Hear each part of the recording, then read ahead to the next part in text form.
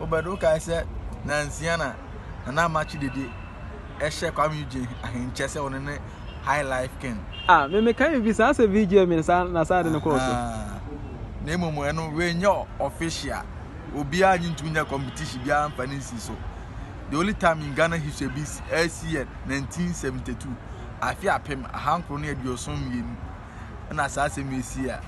Abra na sa atam ye say we see high life ken. We see high life mu Messi, high life mu Bob Marley, high life mu Pele. High life mu friend say with Tamale ni de kika ho ene sesa de a ene samena nie ensuo nie saponi say de obia nware ne nhwa ade ti region bia ko bol de Ashanti for bo mo de Eastern bia de Hogan obia bo mo de ti Nana Ampadu e de ne ko Eastern region so ko bol de sata na Nana nka ni di ho ne fa ne PSK Ampadu Patrick Stein Ampadu nan onyanya na no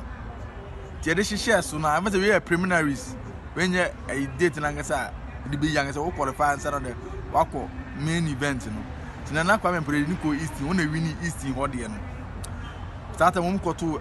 chief Abridgeba Kufisami Pabobo master o ye ne bere o kan go bere o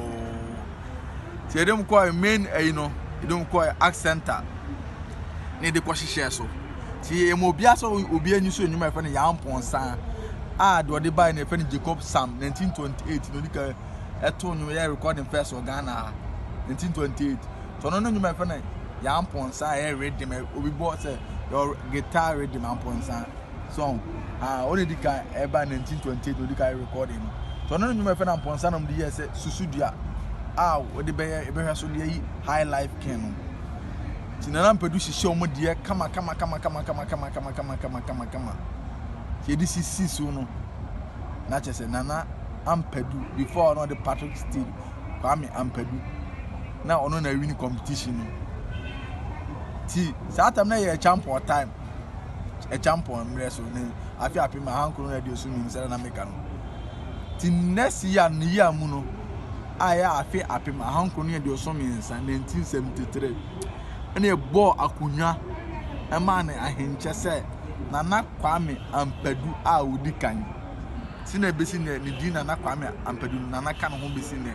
ti afi apem ahankro no ye de osom yensa 1973 champion time no ye di ni si so ba akunya ma no se Nana Ampadu odi kan ti efiri ho besi ene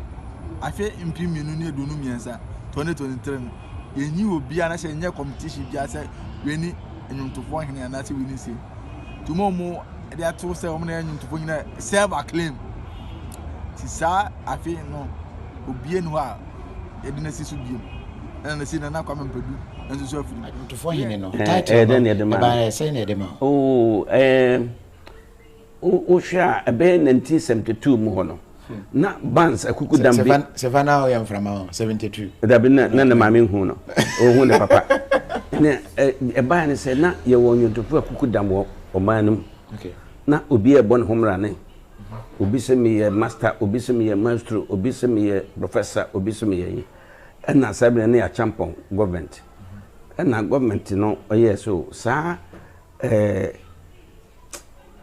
abasobodi a musicians na kasa de ma wo ho no enye kama sanete de a so bedi akon adwunopo anim ene mu nyina mu nsikan ne hu de oye mu pene champion okay ne yankran no obi yankana no ntum sana bae nti 1972 okay ana sa akansie na bae na de won ye ne se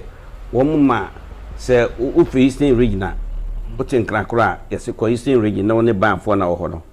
mun ko ye animu de friend prelims no mun ko bona go be win no na fe waba kasiem okay nti de me ko fodua ana me ko hye ba afo bi o me kan wo nyina go fom e boko ana e ban kran Rex Cinema the wo tema station no ho 15th and 16th November okay and the adeba hye so nti ewie ne kyese Nana Ampadu and the African Brothers ana adihine na anyuma mu de maye ensohwe no Yamponsa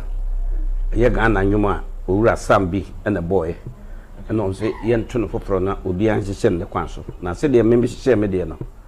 oh ma obi aka na ya ponsan meja aware ya ponsan ya ponsan ya na se sabo na media mikotie ya ponsan no michimu kogi history no de ya ma ya ponsan ba nti mi yankasa mpetu history na nkasa e kire won na yo bi anwonwa se de ya ponsan ba ya me na benchira se e ba ne se ne ba owura no na your friend Sam no shira o shi oba bi no oba no efiri asiakwa your friend amponsa no so oba ware no na Samre no so na enkropo mu sebenyontofoɔ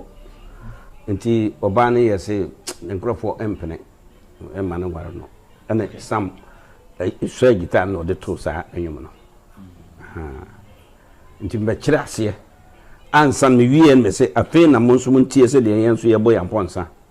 me du ba bi de twa na ye amponse pa amponse meja wario wuti ye wa no so my defense that out what defense that the following year